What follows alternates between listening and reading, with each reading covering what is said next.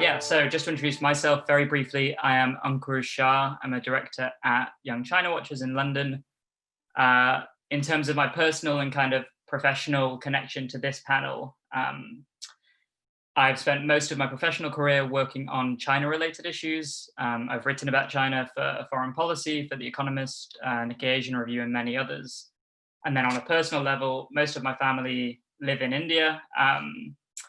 I've noticed this year, both kind of through dinner table conversations and WhatsApp groups, that China is suddenly popping up in more and more of my friends and family's lives in and across India. So that's kind of where the idea for this panel really came in. I also thought it would be a rare opportunity to have three journalists who are writing about China and India daily in an informal setting, which is quite rare and in fitting with this year's theme for the conference, where we're looking at the kind of decade ahead, and also with the US elections, which I'm hoping are very soon to be counted off. I think it will be fun for, well, maybe not fun, but certainly controversial and hopefully interesting to have our panelists make some predictions about what lies ahead in Sino-Indian ties. So just to introduce them very briefly, we have Shashank Joshi, who is the defense editor at The Economist. He was previously a senior research fellow at RUSI, the Royal United Services Institute in London. Shashank has published pretty extensively on Indian defense policy, Asian security, and wider IR, international relations issues. We also have Ananth Krishnan, who is the China correspondent for The Hindu. In 2019, he was a visiting fellow at Brookings in India, and he is also the author of India's China Challenge, a journey through China's rise and what it means for India. And last, but certainly not least, we have Ruiyao Luo, who is an independent reporter based in Bangalore.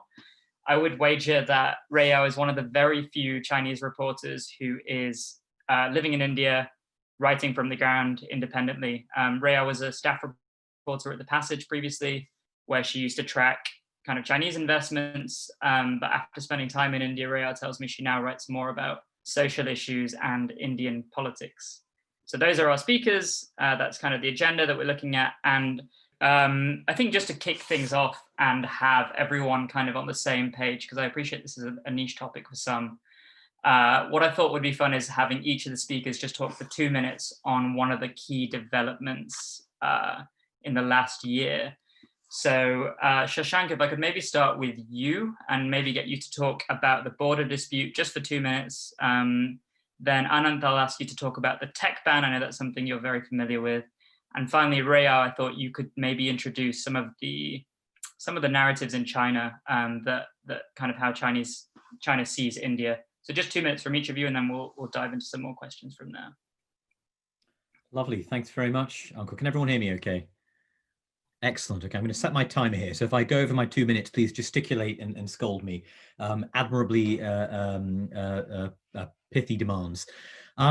Where to begin? I know we're in a room of China watchers here, and therefore that you probably all have some background knowledge, but let's just get on the same page. This is one of the most sensitive and febrile periods for India-China relations in years, if not decades, I think probably decades.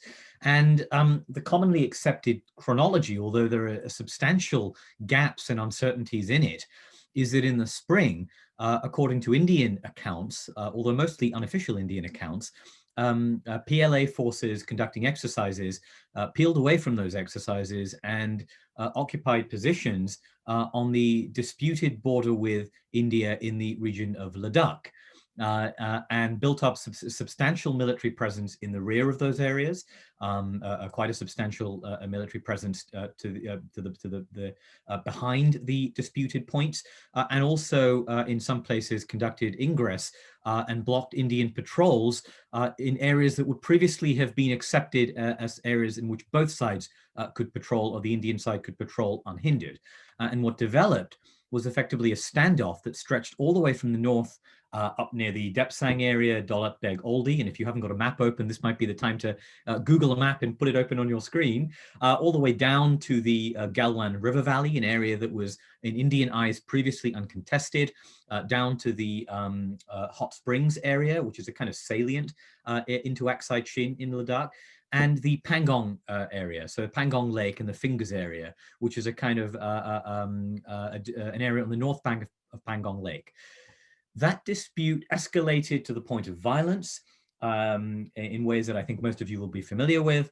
In the summer, India claimed it had occupied strategic heights on the south bank of Pangong Lake in a retaliatory fashion. And although that dispute has now in some ways subsided, it remains a standoff, and there remains a very high degree of military mobilization. And I think one of the interesting things for us to discuss in our discussion that follows may be the underlying causes of this and the triggers for this and where it's headed down the line. So Ankur, I'll stop there. I think I've already run over by 10 seconds, and I apologize. No, all good. And Ananth, can you take over on moving on to the tech ban, and I'll come back to some questions on Shashank's interesting remarks after that. Sure, Ankur. I don't have a timer, so just interrupt me if I cross, since I lose track of time sometimes. I thought I would just make 3 brief points on the trade and tech part of the relationship, which really doesn't get that much attention sometimes. The first is that the trade relationship between India and China, I think, has since the early 2000s been a huge driver of stability in the relationship until recently. India has, since 2008, China has been India's biggest trading partner. Last year, two-way trade was $93 billion. But the problem is that it's been very lopsided. Out of that $93 billion, India imports $75 billion. So there has been growing grievances in India at the dependency on goods from China. We import 73% of our telecom equipment from China, about the same level of power equipment from China, 82% of semiconductor devices, 80% of antibiotics, and 75% of active pharmaceutical ingredients, which sustain India's pharma industry. So there has been growing grievances, which leads me to point number 2, which is this move to reassess India's trade and investment relationship. Since 2014, some Chinese companies have been some of the biggest investors in India's tech sector, including Alibaba and Tencent, each of which by some estimates have invested almost $3 billion, acquiring stakes in a number of Indian e-commerce companies and startups. And I think that it isn't only because of this boundary crisis, which I think Shashank is right. This is the biggest crisis in the India-China relationship since the 1960s, which has, I think, further accelerated a debate that was underway in India about reducing trade and investment dependencies on China. In April, a month before the boundary tensions kicked off, India amended its FDI rules, which now require investments from China to get government approval. That wasn't the case before. Right now, as things stand, more than 200 investment proposals from China have been held up. They are awaiting clearance. And then in June, India, of course, I think this step got more attention. India banned 59 Chinese apps, including TikTok, WeChat, a bunch of other apps that I use, unfortunately.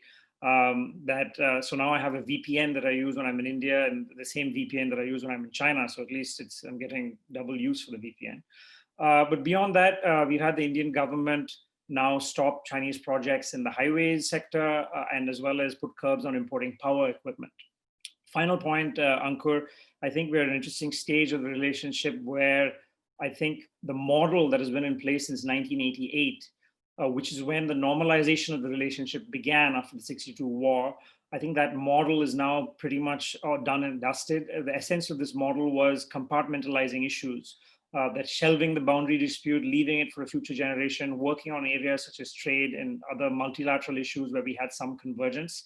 I think that the big takeaway from this summer is going to be that India, for its part, no longer believes in this model and compartmentalizing these issues. I think the boundary dispute is going to be front and center, and the message from India is going to be that everything else that follows is now going to have a big question mark on it until and unless they come to some kind of meeting of minds. We'll talk about this later.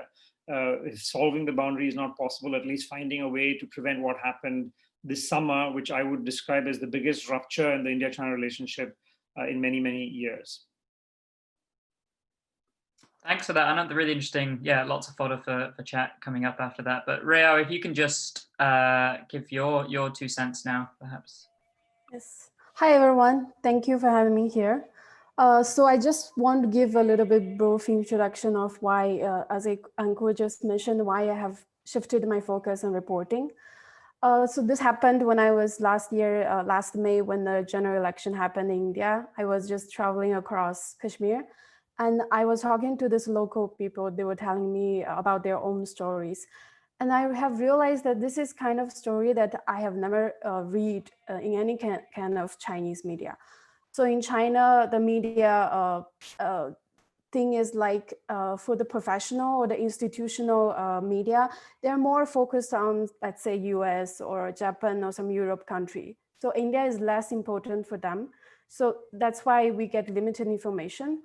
But if we look at the social media, people are having so much interest about India. I think according to the Biden's news app Toutiao, that India is the fourth country in terms of most search and reading country in Toutiao's app. But at the same time, we're seeing there's so much, misinformation or stereotype or even discriminative information about India in the social media in China. So this kind of is not an ideal picture that we should see such, the big neighbor we're having in China. So that's why I'm thinking I would like to do more balanced ground reporting and somehow contribute to this. And today I'm happy to share more about this. Thanks, Ruiyao. And thank you all. That's like a really diverse set of perspectives on three absolutely massive issues, which I think is rightly being described as the biggest rupture since the 60s. I think just with a view on time, and I didn't say this at the beginning, but I want to leave plenty of time for Q&A at the end, which means we're just sort of rushing through a couple of quick things here. But maybe Shashank, you could talk a little bit about the historical legacy behind the dispute, again, just to give people a sense of why these issues do run so much deeper than maybe the recent media headlines don't quite cover. And Ananth, you made some really interesting points. I think the tech ban was obviously the main headline, and I think the VPN sales is interesting because I think if you're investing in VPNs, now is a good time to be there. Anand, I'd love to ask you, I don't know if you heard about an app called Remove China Apps, but I'd love to hear your 2 cents on that if you did. That seems kind of relevant to everything you're talking about, and also the boycotts that followed the tech ban. So it'd be great to hear a little bit about that. And yeah, final question. So I'm just going to give Ruiyao her question as well. Ruiyao, perhaps you can talk more about, so you mentioned Toutiao and ByteDance. Can you talk a little bit more about the role that these social media apps play in China of telling stories about India and maybe perpetuating stereotypes about India, if that makes sense? So can each of you just come back in the order you've spoken, please? Thanks.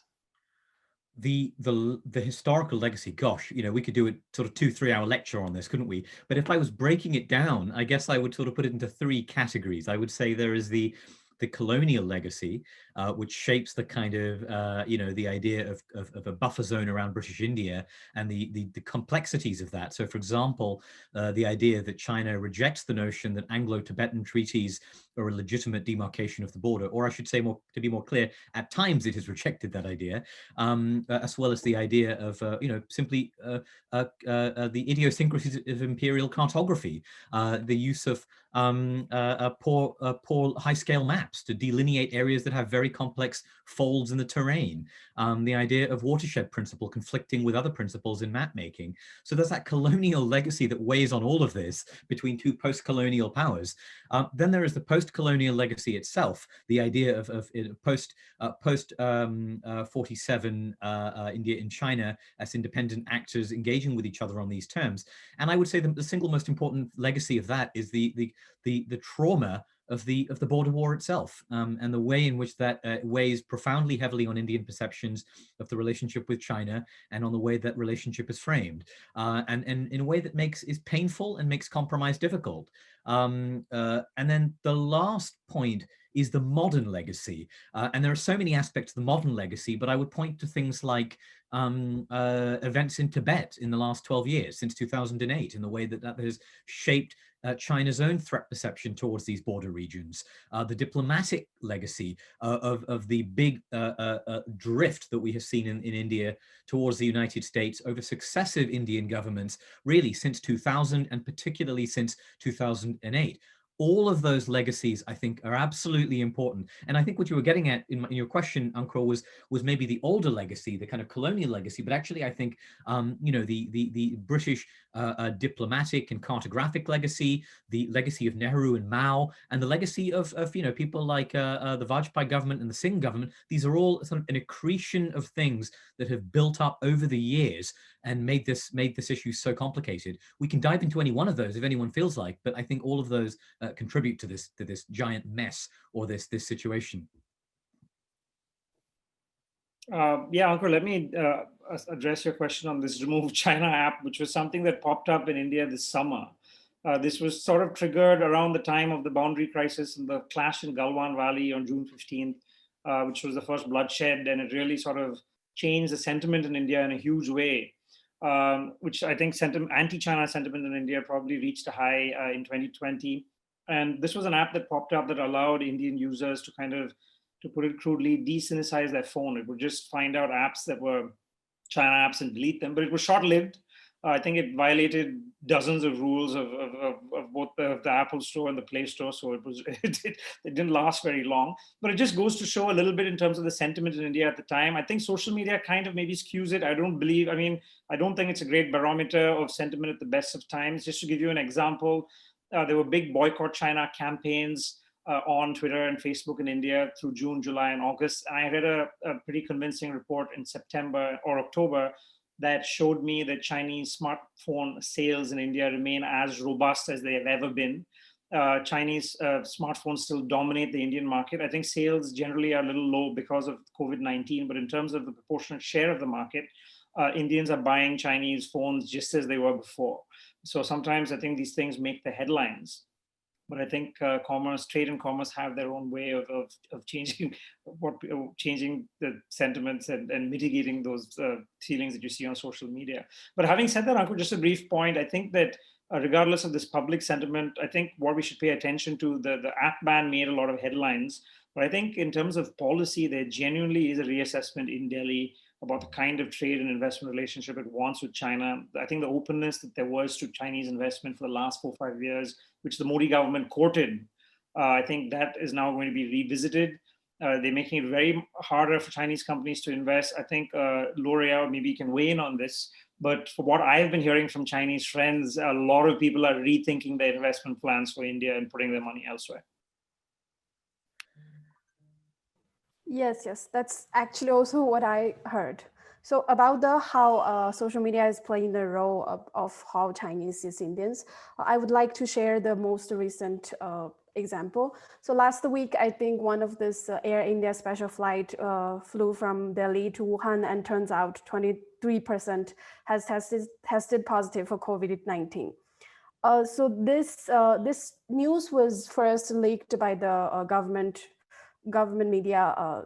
Then it created this huge backlash in social media like Weibo and WeChat. People are commenting saying that good move. Just then after this week, I think just 2 days back, Chinese government has just suspended all the visas for Indians and some other countries. But I think the news of suspending visas for Indians created the most comments, cheering up, saying that it's a good move. We should stop Indians coming to China, and they're just coming to China to, take treatment of COVID-19, which is not, totally true. But this kind of social media comment is very, very common in China. You can see almost, I can say 90% of the people would use discriminative or, disrespectful terms to call Indians. And this kind of thing is so rampant in social media, but while WeChat and Weibo, they definitely have the ability to, kind of block or kind of decrease the use of the disrespectful term of Indians, but they're not doing it. So I think, unfortunately, this has, strengthened the stereotype of how we see Indians. And this has also dividing people for sure. because the way that I'm seeing in some Chinese community here in India, this kind of hatred against each other is definitely creating us to drift away from each other. And this is the same stereotype that the Chinese has suffered in the beginning of the pandemic. People think Chinese are virus, and now because of this, we're seeing Indians are virus. So this is the same thing, unfortunately, I think because of social media, so probably this will get worse in the future. Thanks for that. Thanks for that, all three of you. Maybe then just, thank you for distilling quite large issues, obviously, into 2-minute chunks and so on, not ideal, but maybe you've all mainly touched on the border resolution as clearly a massive element moving forward. And Ananth, you were talking about how historically trade stability has been the key factor in bilateral ties. So I guess my question really is, what does this resolution look like if it does exist? What does it concretely look like? Can I jump in, Ankur? Yeah, please do. Yeah. Thank you. Okay, great. So look, there was a crisis between India and China in 2017. Many of you may recall the Doklam Crisis over the tri-junction of India, China, Bhutan. It was resolved in quotation marks in a number of ways, with high-level diplomacy, with in the most prominent fashion, with an informal summit between Narendra Modi and Xi Jinping in Wuhan itself. The Wuhan summit, and followed by the spirit of Wuhan, a conciliatory spirit that was a salve to these issues, and also to some extent by face saving, because the Chinese presence in Doklam, the military presence, deepened and expanded, even if the road that they had been building that precipitated the crisis was not built. Actually, in some ways, the Chinese presence deepened, but the India side agreed not to make a big fuss about it. So there was an element of kind of face saving as well. Now, will a resolution of this crisis look something like that? I am doubtful. I think actually that the sense that the high-level summitry after 2017 failed to put an end to these kind of serious border disputes, and in fact led to an even more serious one that led to the loss of life, fatalities, and gunfire as well, in some fashion. That, I think, has had a disillusioning effect. Certainly on the Indian side, I have less visibility into the kind of high-level thinking of the Chinese side, but I sense that is a disillusionment, and therefore what resolution looks like to me is a little bit more gloomy and pessimistic. I think it looks like a kind of armed coexistence. The best I can hope for is a sort of moderate disengagement of some of the heavier weaponry that we've seen. We have seen artillery, we've seen tanks, we've seen warplanes moving further back from the point of contact, moving the frontline forces further apart. Disengagement, Pangong Lake, disengagement on Pangong Lake would be a big achievement. But ultimately, I think that Ladakh and these areas in Ladakh are going to be more heavily militarized now for the next 10 years than they have been for the last 10. And I think resolution looks like de-escalation and disengagement rather than demilitarization and any kind of fundamental political resolution. The prospect of political resolution looks to me, in the sense of a territorial understanding, a territorial swap, anything like that, looks to me very, very slim indeed. Thank you. Ananth, I don't know if you wanted to add to that, but a specific question I would really have on the back of that is looking ahead. And I think it was this week, this has been a very long week with the US election, but I think it was this week that China announced, put out announcements relating to its 5-year plans. And I think the main takeaways, its next 5-year plan, and the main takeaway that I read was that Xi, as expected, will be sticking around. Again, the same is the case for Modi. I don't think either of those leaders are moving on anytime soon. So I'm wondering what role they specifically play. They're both strong men. They're both quite, for lack of a better word, quite trigger happy and ready for action in certain ways, I would say. So what role do Modi and Xi play specifically in the border resolution and just moving forward? Maybe for Ananth.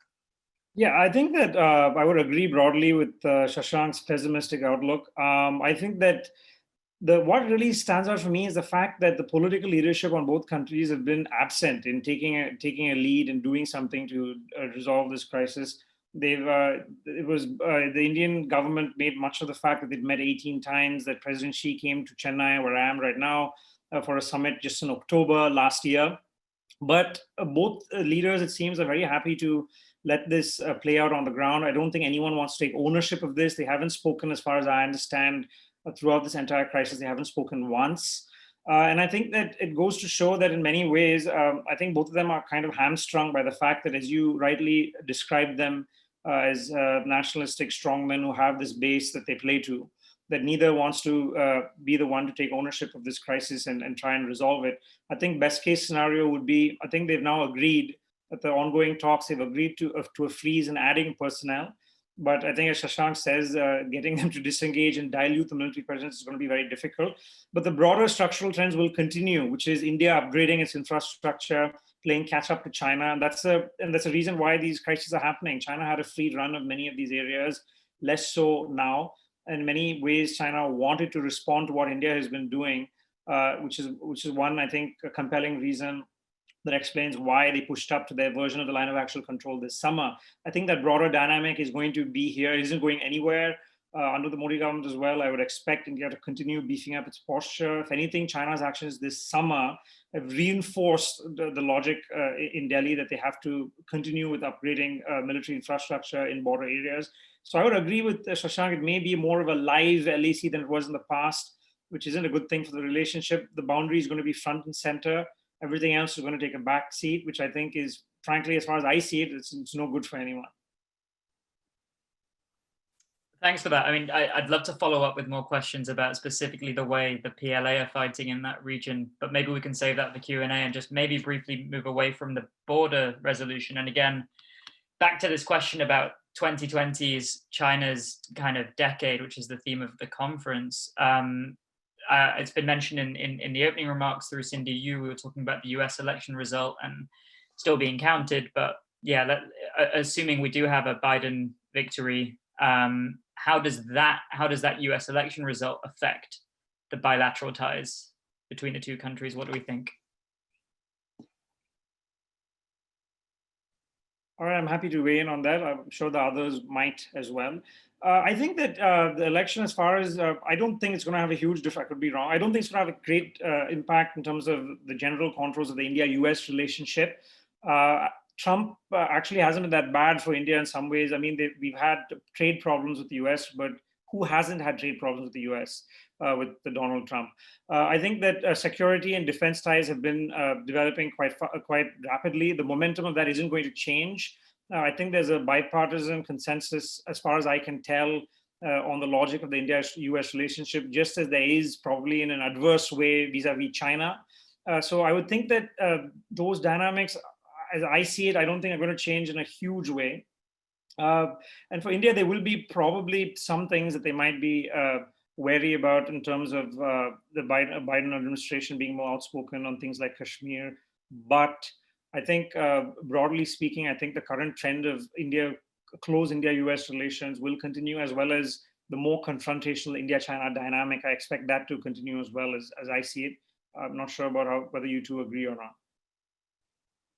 Yeah, I completely agree with Ananth, and perhaps unsurprisingly. I think one thing, the interesting thing is the low-hanging fruit, if you could call it that. It isn't very low-hanging because it's taken a decade to negotiate, but the has been plucked. So I'm thinking here of the foundational agreements that the US and India have signed recently. Just a few weeks ago, they signed BICA, a geospatial intelligence agreement, which allows the exchange of classified maps and terrain and that kind of information. This has been years in the negotiation, 15 years plus. Before that, we had a communications agreement that allowed encrypted communications between India and China, between India and the United States. A logistics agreement that allowed the simplified exchange of assistance without having to go through lots of paperwork and bureaucracy. So that was activated, in fact, I think 2 weeks ago, with the supply of cold weather equipment from the US Army stockpiles to India, according to Indian press accounts. So those agreements, which were being negotiated by Democrat and Republican governments in the US, have come to fruition under the Trump administration. To some extent because of the Trump administration's efforts, to some extent because of the fortuitous circumstances of the border dispute pushing India closer to the US as well. So I think the interesting question is, what's next on the agenda for the Biden, for a prospective Biden Modi administration relationship? I think naval and maritime cooperation is going to be a very big factor here. I think multilateral cooperation in the Indo-Pacific will be a major priority, including through the Quad, but also through other groupings, and including on things like sustainable investment and efforts to counteract the Belt and Road Initiative in various ways. But at the macro level, I think the idea of responsible but heightened competition with China is going to be an animating paradigm for the Biden administration, and therefore it'll chime relatively well with U.S.-India priorities. Thanks for that. And yeah, good overview of the macro perspective. I think a lot of what I'm reading is about how Biden will, effectively just be using a lot of the multilateral kind of approach to a lot of the same issues. Ruiyao, maybe just to loop you back in, then I'm curious. We're talking about a high level overview about Modi C, about the US's role on this, about the border issues. Maybe you can talk a little bit about how you see this playing out on the ground, specifically because I think you are uniquely on the ground as a Chinese reporter in India, which is very interesting. So maybe you could talk a little bit about your experience of how these issues play out in ordinary lives. Yes, so definitely it has impact on ordinary people's life. It's not like everyone care about what is happening with India and China or India, US sort of thing, but it's just obviously first the thing both of us are facing is now this huge travel restriction, which is happening for all the countries, but still now India and China doesn't have a direct flight. So there are thousands of Chinese was trapped in India and they cannot be able to go back. So except the special flight that Chinese embassy has arranged, there's still, I think, probably more than 1,000 of Chinese trapped in India. And some of them were trying to, transfer from Europe. So they're taking a big layout from Europe and go back to China, which the route is currently also cut off. So they don't have any way to go back to China. And there are, I think, 25,000 of Indian students who are studying in China not be able to return to China. So this big cutoff is currently happening. And even the international courier, like if I want to send some documents, some books or anything, you cannot send between these two countries. So this has creating, unfortunately, this big gap between the people from both countries. Like, I mean, this different Chinese community groups, this kind of uncertainty has definitely created, decreased their intention to invest or to work with India more. So most of the people would be like, after this pandemic, if I go back to China, I don't want to return to India anymore until this relation or this situation becomes stable again. So people are less encouraged to come to India, which unfortunately, give less chance for people to understand each other also. Thanks, Ruiyao. Yeah, really interesting perspective. I think just looking at the time, we can start to move into the questions in the audience that I've seen in the chat. Just going to use my moderator's privilege to take the one that I think is most interesting first. Sorry that it's not in the order, but there's a follow-up to Ruiyao's question, to Ruiyao's point, which I think is quite interesting, which is there any difference in opinion about the conflict between younger and older people in India and China? So do younger people favor reconciliation by comparison to those who lived through, the skirmishes in, say, the 60s? I think I'm seeing the difference, but the difference comes from the older generation, say my parents. They don't actually get a chance to know much more about India, actually due to the good relationship between China and the Union Soviet. So some of my parents' generation, they would be more familiar with Russia culture. They would not know much about India. So in my generation, definitely there's more knowledge and understanding about India thanks to the let's see, Bollywood movie or social media. We're getting to know more about India, but unfortunately, just like I have mentioned before, the image that the social media has created about India is not the topic or the fact they're discussing is not, it's not for fake, but the image that it has created is such a, it's just extreme or some strange, weird topic. It's not the whole picture. So because of this, the understanding is still limited. I'm seeing there are some more and more Chinese young people there. They like Chinese, they are interested in Indian culture. They want to travel in India. They want to know more about India. Like Amir Khan has a huge fan base in China. So I think this is a bright, silver lining we're seeing now. I hope in the future that there's more chance for the ground level of people to communicate and understand more. Yeah, no, really interesting. I mean, I remember from my time out in China, often amongst older generations, I would always get asked about the caste system, about very like stereotypical questions about Indian society. Whereas amongst younger generations, I think there is a lot more grounds for optimism, I hope. Right. Just looking at other questions in the chat, I'll take two of these at once, which are sort of directed at, this one is at Shashank. So it says, how do you see this issue or the developing dynamic playing in the immediate neighborhood as well as further afield in Africa? That's from Rowley from the FCO. And another regional question, I guess all three, is what is the crisis? To what extent influence over Chinese diplomacy and the trajectory of the conflict? So feel free to take those in either order. Yeah, let's take Pakistan first. I took part in a Pakistani think tank seminar about a few months ago at the height of the crisis, and it was very interesting to sort of see perceptions from Islamabad. And there was a strong sense that, maybe now they're in this standoff.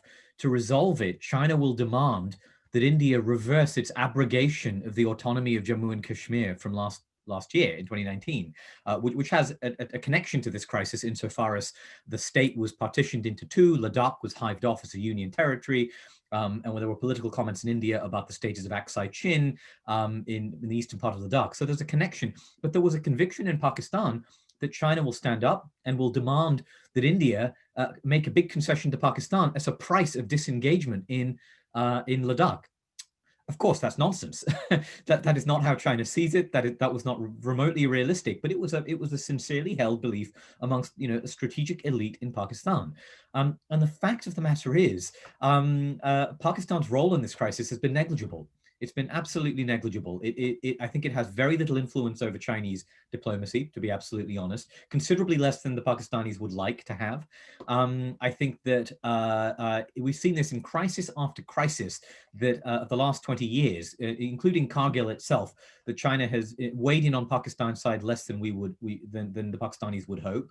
And the idea that Pakistan is waiting to pounce and take opportunity of India's distraction on the border, I think is untenable. Although, of course, the Indian army in the last week or so has been making noises to that effect, I think more out of deterrence, wish to stave off any ideas than out of any real threat perception that the Pakistan army is about to take advantage of that. So, in other words, I think Pakistan is a sideshow to all of this. Although, actually, I think that in the medium and long term, the impact of this crisis is going to be a reallocation of military resources away from Pakistan towards China. Although in practice, of course, these are intermingled given the position of air bases, the geography, and all of these things. But I think we're seeing a reprioritization towards China over a longer term period. On the point about BRI projects in Asia and Africa, this is a sort of what we're seeing with India and China is a period of strategic competition across multiple fronts. And as Ananth, I think, very nicely outlined, a sense that compartmentalization isn't going to be an effective strategy anymore. So for the Indian side, that includes what they see, pushing back is what they see as Chinese incursions and diplomatic presence along the Indian maritime and land periphery. Nepal, Bhutan, Sri Lanka, Bangladesh, Myanmar, Sri Lanka, the whole range of these things. pushing back at BRI is absolutely part of that. In fact, if I could take the liberty of adding on another question, Ankur, which was asked at the bottom about BRI, the fact of the matter is India sees BRI as a strategic threat, not only because of the involvement of the China-Pakistan Economic Corridor as a component of BRI, but also as a vehicle for China's strategic ambitions. And therefore, what I would expect is that less so in Africa, although to some extent, but particularly in Asia, India will use all available means to try and expand that diplomatic and economic influence, which includes cooperation with the United States, with Japan, and the limited resources that they can bring to bear, but also its independent means to try and push back. Because, you know, in the border regions itself, it has some disadvantages. It has a logistical disadvantage, for example, and so it will find other areas where it is able to sort of bring to bear its own advantages in those theatres. Sorry, I rambled a bit there. Not at all. Really interesting. Ananth, do you want to add on anything to Shashank's comments about either of the questions? Yeah, I think that Pakistan doesn't have a direct role in this crisis, but I think the deepening China-Pakistan relationship in the last few years, especially after the China-Pakistan Economic Corridor was launched in 2013, which has given a very solid economic component to a close military relationship between China and Pakistan. It has raised China's stakes in Pakistan. And I think it's natural with that, I think you're seeing China more openly side with Pakistan on issues where 10 years ago, I would see diplomats in Beijing take a more line saying, listen, these issues are for India and Pakistan to resolve. We aren't going to get involved. I think that's changed a little bit. I think that is a consequence of the fact that their stakes in the game are different. I think that it is also one reason, it was the trigger for why India stayed out of the Belt and Road Initiative and why India boycotted the first Belt and Road Forum in Beijing, because of the fact that the China-Pakistan Economic Corridor was included in the Belt and Road Initiative and it passes through what India claims as its territory. And I think covering the initial years of the BRI, I think the Chinese officials in the foreign ministry were aware of the fact that including this in the BRI would mean India would stay away, but they went with that nonetheless. And so I think that we've seen that in the last year with China, even though Shashank said maybe Pakistani expectations were China would do more, but China did raise the Kashmir issue at the UN, which really annoyed India. They did that 4 times last year following India's reorganization. So I think that you're going to see more of this trend where as long as India-Pakistan relations remain confrontational, and there's no reason to think that there's going to be a sea change under the current administration in India, I think that it will follow that this triangle is going to continue to really be a huge problem for India and its diplomacy. There's no signs, as I see it, of any dilution in the China-Pakistan equation. And I think that's going to deepen. And a consequence of that is going to be, it's going to be one added factor for this downward trend in India-China relations that we've been seeing. Thanks for that. Yeah, no, really interesting, because I do feel like it is some the sort of more generic media articles that you would read about that immediately pinpoint Pakistan as the major player in that relationship and play up the CPEC as a major issue between India and China. So it's very interesting to hear you both sort of contest that very rightly. I guess, Ruiyao, again, just to come back a little bit more to ground level and ordinary people, I think even a lot of the Indians that I know are aware of the BRI, perceive it as a threat. I'm just talking about ordinary people that maybe aren't so tuned into this conversation. To what extent does that dynamic exist in China? So how much do people see India, maybe, so for instance, Ananth just mentioned that India boycotted the Belt and Road Forum, which I'm sure would have made headlines across India as a big symbolic thing. I would ask, like, to what extent do people in China actually care that India is seeing this as a strategic threat? Is that actually is there a narrative there? Yes, so when India actually banned this more than 200 Chinese apps and tried to restrict more investment from China, it definitely hit the headline from various Chinese media.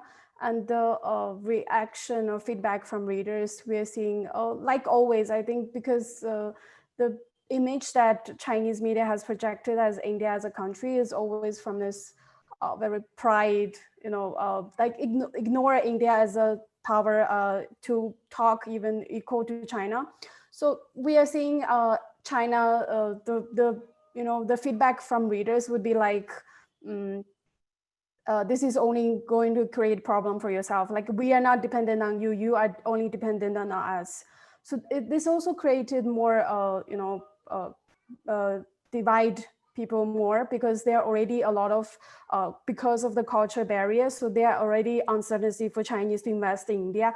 And because of this, I think now people are more hesitant to invest in India, not just because, culture issue, that they used to have this management problem when they start business in India. And now they're also worried about, if I start my business in India and what if there's a India-China war and my factory or my company will just be taken over by Indian government.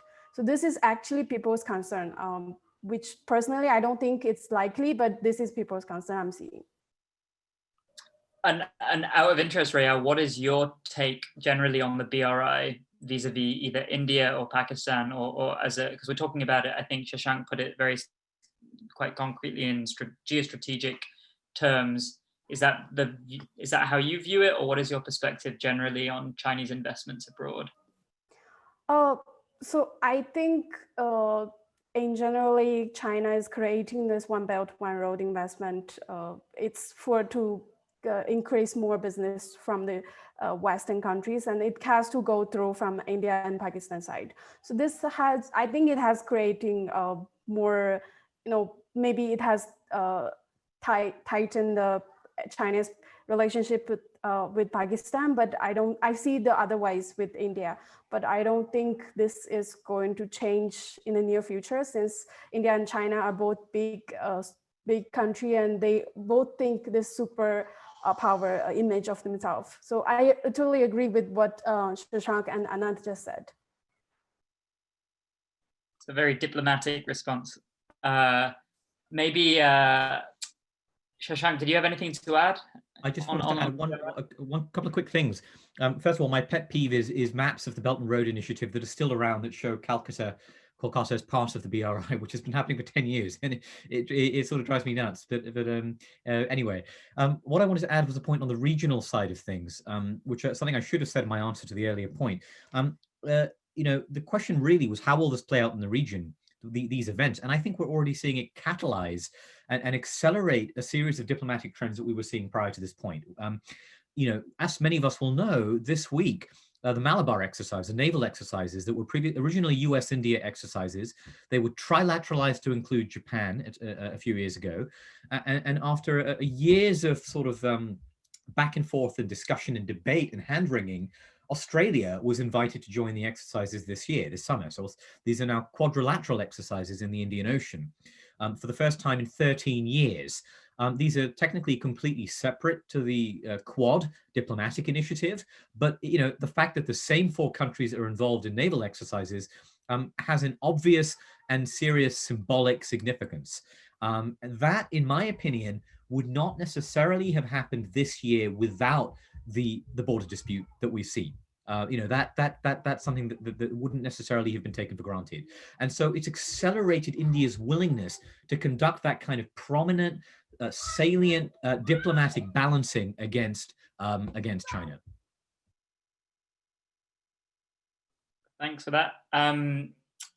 Yeah, just conscious of time. I know we've only got a few minutes left before this is supposed to end, but one thing I really wanted to get all three of you to weigh in on, as you are reporters, writers, researchers, however you choose, or editors choose to describe yourself. But I guess specifically now, when we talk about the tech bans and we talk about these visa issues, what are the main challenges that you see? A lot of the people that come to events from YCW they like to write, they might blog, they might travel a lot, especially to these regions. So I guess, what are the challenges of reporting in India and in China on these issues? Maybe Ruiyao, could you start? Yes. So pandemic or not, actually my biggest challenge reporting India is a language, because there are various local languages in India and I'm only speaking English. So I'm trying to manage and trying to get to know some local language. So specifically in pandemic, when it first started, I think I've come across a few incidents when people saw me and they started to talk about COVID or Corona in local language. I don't understand, but I have heard the word. And not just me and some Chinese in India, they're also facing some problem in daily life, such as searching for a house. So the owners, sometimes they would be kind of hesitant to give you because you're Chinese.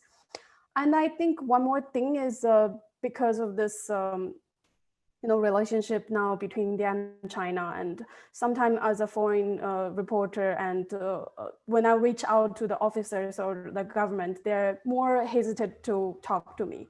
So the local people, actually, they're more willing to talk to me because they would think you are from other country.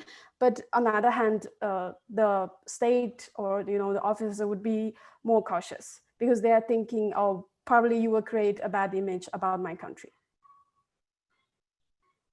I'm curious, is that why, so you mentioned that locals might be more willing to talk. Is that partly why you've pivoted the focus of your work slightly back, away from something slightly more corporate focused? Yes. So that's also one of the reasons, because Indian people are generally very friendly when they see you. So when you are a guest, so they're much more willing to talk to you. And their story is very fascinating. I think their stories should be heard by normal Chinese people to understand that Indians are as well. They're just the same like us. They're not some some creatures or some monsters that we are thinking or we are projecting before. Thank you. Yeah, and to the other two, anything to add on the challenges of reporting these days?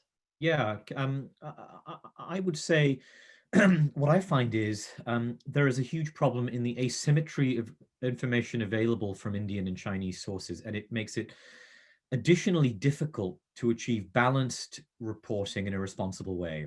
Obviously, Ananth is a much more experienced journalist than I am and has spent time in China and therefore has a sort of a much greater insight into this than I do. But what I have found when attempting to get Chinese perspective on granular issues like what is the PLA view of the Galwan Valley's tactical significance, or what is the view in the Chinese Foreign Ministry of Depsang right now? None of it will surprise people who've done serious reporting in China, but it's a completely different environment. I can speak to several former Chinese Northern Army, Indian Army Northern Command commanders who have walked these valleys and run these patrol routes and speak to them on WhatsApp, anytime and get a perspective. It is significantly more difficult to do that on the Chinese side. Even when someone like Ananth, who has deep contacts and understandings of this area, I imagine it's just a structural issue, and it increases the onus on us not to simply, for me, someone like me who covers the global set of issues, not just India, China, or Asia, to make the effort not just to sort of look at what can I read in the English language press on both sides or easily available sources, and to really make an effort to try and understand the Chinese perspective, because the barriers to that are significantly higher for someone like me, a generalist military defense reporter, not a specialist who speaks the Chinese language. Thanks. And I would just briefly add just the spillover of that asymmetry or the lack of information from one side. I think it spills over from what Chinese reporters are getting from India. I mean, that's exactly what I've understood from Ruiyao. She's one of the few people out there actually writing in Chinese as well about India, which is fantastic. So kudos to her. Ankur, by the way, this works to China's detriment, right? It actually undermines their ability to articulate a sort of careful, considered case, even in areas where they may have a legitimate point or the Indian narrative may be flawed. And the Indian government does not always, speak entirely candidly and fully and honestly, and we shouldn't think that. But the inability to sort of channel information responsibly and properly actually works to Beijing's detriment very often. No, absolutely. Ananth, anything to add very, very, very briefly? Yeah, I think the biggest problem is there aren't enough reporters of both countries on the ground. And I think this year, the pandemic has made it worse. Me, for example, I cover China for The Hindu, but I'm here in India because I've been waiting for months for a visa, in part because of the pandemic. I'm not sure when China is going to start issuing J visas. It's not just me, there are foreign reporters all over the world who haven't been able to go back to China. And the same the other way around as well. I think I've heard of Chinese reporters who found it difficult to get visas to come to India. Even in the non-pandemic situation, the big problem is India has very few media outlets. In China, maybe 3 or 4 journalists at any given time, which is nothing. The problem with the Chinese media, barring people like Ruiyao, is that most of them work for Xinhua or China Central Television. So frankly, they aren't doing much value added. I know some of them are hardworking reporters, but they work within the limits that working for state media in China imposes. And so it's not that they can bring original foreign policy insights. So I think India should encourage more private or so-called not as official Chinese media, less official Chinese media to come to India, whether it's for magazines or websites. And India has been reluctant to allow them in. But I think doing so would really give a far richer insights, because right now the only Chinese journalists, or the majority of them in India, are those that work for government outlets. So that really, I think the two-way information flows really has to improve and change. And I really have felt very sad about the fact that Indian media really doesn't invest much in China. There has to be 10, 15 Indian reporters on the ground filing stuff daily. You have 2 or 3, just very grossly inadequate. Yeah, thanks, Ananth. I think we're really short on time, and it's starting to get more and more interesting. But I think, Michael, if you can just pull up the poll and get people to have a go. So everyone, if you want to fill out the poll question again, and while you're doing that, I mean, just to add a little bit to what Ananth said, it is just very sad to think like there isn't a two-way communication, and then increasingly there's less means to communicate. It's just not a great situation. COVID making that all the more complex. I saw someone asked a question about do these Chinese and Indian journalists ever meet up, or only on these panels? I don't know many other panels with Chinese and Indian journalists getting together anyway. So I think that's definitely something that could be more of a thing. And Ruiyao has also put in the chat, we're trying to create a community, which is super cool. So yeah, if the speakers can drop their Twitter or any contact details in the chat, then people do feel free to follow up as well. And Michael, I can see, is doing that. Hi, Ankur. Yes, absolutely. We're currently a minute into this poll, and I can see that around 36% of people have responded. Not seeing too much of a change in attitudes in relation to the first question on the US elections. Most people expect that it may lead to closer engagement with BRI partners and possibly more assertive military maneuvers. We've seen an increase in people thinking that the practice of journalism will increase in difficulty. That's a jump from 83% to 97%. So the panelists certainly do have their work cut out for them moving forward into the future.